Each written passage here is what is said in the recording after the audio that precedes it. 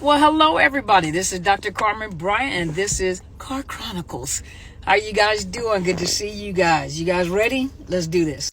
Listen, this is the advice that I want to give you guys as a therapist, as a professional, as a person that has worked alongside with Child Protective Services, provided in-home therapy under family preservation services for those that have lost their children to the system, those that are bringing their children back into their homes, coming out of the system, those that are trying to prevent their children from being taken out of the system. Ladies and gentlemen, you have to remember, now this is not all the cases. This is just because of the fact that I'm a narcissist abuse recovery specialist, and I want you guys to understand, and I did a video on this before a long time ago, a few years ago, but you know that all narcissists are not pedophiles. Not all narcissists are pedophiles, but you do have many narcissists that are very perverted, and they fall under paraphilic disorders. And paraphilic disorders, like an umbrella for the, voyeurism, pedophilia, those unnatural type sexual addictions and perversions. And you have to understand that there are narcissists, and some of you guys just can't imagine the person that you're with, and that's male and female, the person that you're with would do anything to your children or their stepchildren, or those of you that are single parents that are getting connected with a pedophile or a perverted narcissist. But there are narcissists that are very perverse, that have paraphilic disorders, that have issues when it comes to sexual disorders. And your children are a target, and there you may be pulled in, but your children are the target. And I want you guys to understand that a narcissist does not have empathy even for their own children the way that you have empathy for your children or a connection with their children. They see their children as an extension of themselves, meaning that if they violate their children, it's just like doing something to themselves. It's just doing something to themselves, because the child is an extension of that narcissist. Anything they do good or anything they do bad, it's a reflection of them. So if your child is doing something great, of course it makes them look good, it makes them empowered. They show off, so the child is proud that the parent is proud, and the parent is showing off the work of the child or the things that the child is, because it's a reflection of them, because it's about them, not about the child. And so you got to remember that even when it comes to those that are perverted, they see their children as an extension of themselves, a piece of themselves. Anything that they do to them it doesn't matter to them. They don't have feelings like that. They don't feel the pain that you feel in hurting, in them hurting their children or violating their children. That's a norm. It's okay, and then of course, they always ride under the radar. So rules and laws don't apply to them. What applies to them is what they want to apply to them, but the rules and laws don't apply to them. So you can't apply those rules to them, because I'm special. I also want you to understand, do not teach your children pet names for their body parts. Give them the body parts so that when they're talking to teachers and strangers that don't know them like you know them, they're saying the correct body parts. I don't care how uncomfortable you feel, because that may not have been the way that you were raised in your home. But these times and ages, you need to help your children to articulate and to make sure that they're saying the correct body parts in the event that someone touches them in those places. Teach your children. You can go on YouTube. You can find it on YouTube. Teach them about good and bad touches. Teach them about boundaries. That means that you have to implement the boundaries. I realized that when I had my last child at an older age. By then I was already doing therapy.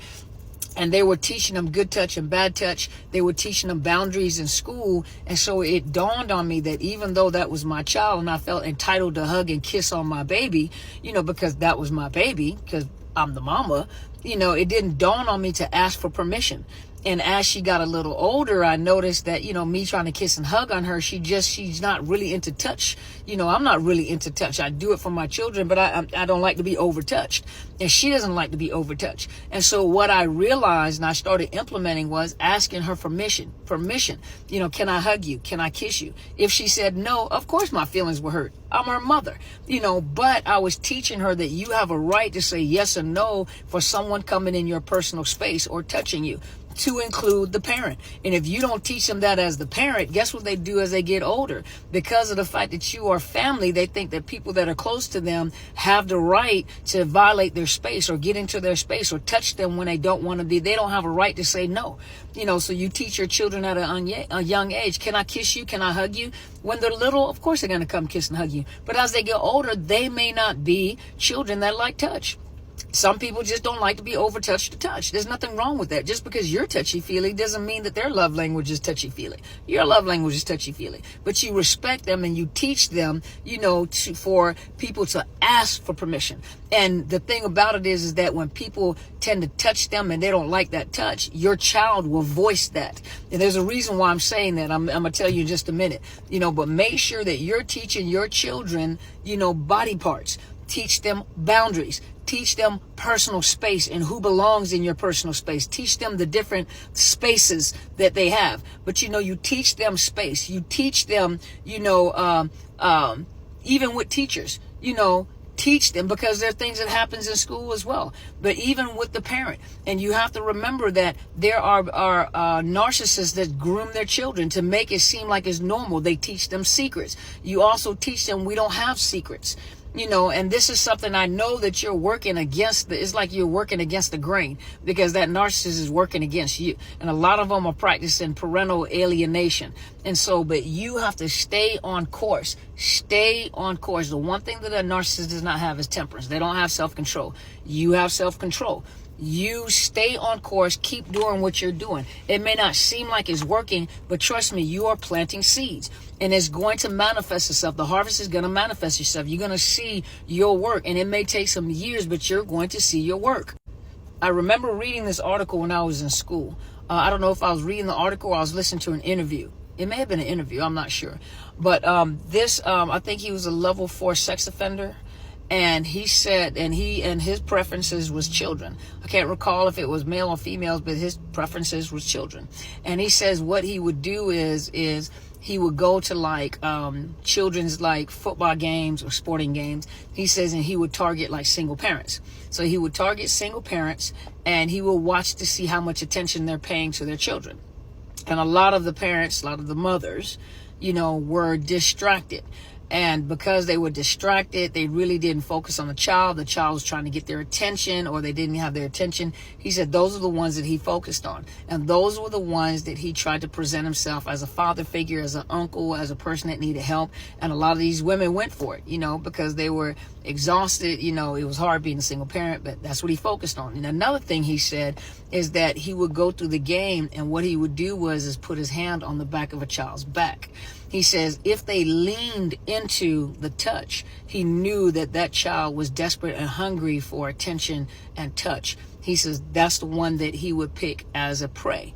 He says if they were to get off of me, stop touching me, he says they made too much commotion. He said, who you passed them by? He says he didn't bother with them. That's entirely too much work. That's too much attention. He said he knew that there was some focus. Someone was teaching them. They would, that child was not an easy prey, but it was the ones that leaned into the touch. All he did is put his hand on there. They leaned into the touch because they were so desperate for touch. They were so desperate for affection. They were so desperate for a hug. Those were the ones that he focused on. So ladies and gentlemen, you have to remember that a narcissist is not genuine in any kind of way. A narcissist, in their mind, they're always trying to figure out how to love bomb, how to hoover even their own children. And so they do things, but everything is superficial. There's no genuine care and emotions that go along, with what they do with their children. And the child may not know right now, but what happens it's like a computer app that's running in the background. Forever, your child from that point forward is always seeking the affirmation or the love and affection from the parent that is the narcissist, the parent that was the abuser, and so they go through life looking for someone to love them, to affirm them. They're always looking for the absent parent. They're always looking, and the parent may have been very present, but the parent may not be emotionally present. And that's what the narcissist. So they're constantly looking for what they didn't get. You have to protect your children. You as a parent that's non-narcissistic, it doesn't matter how much money you have. Children don't remember the gifts that you bought them. It's the quality time you spent with them. Remember when grandma used to give you the spoon to let you lick the batter? You know, those are the little things that you remember. The quality time, the conversations, the places you go even when you don't have money. It's the quality time, and it's going to pay off. I promise you, it's going to pay off. Be patient. Keep doing what you're doing.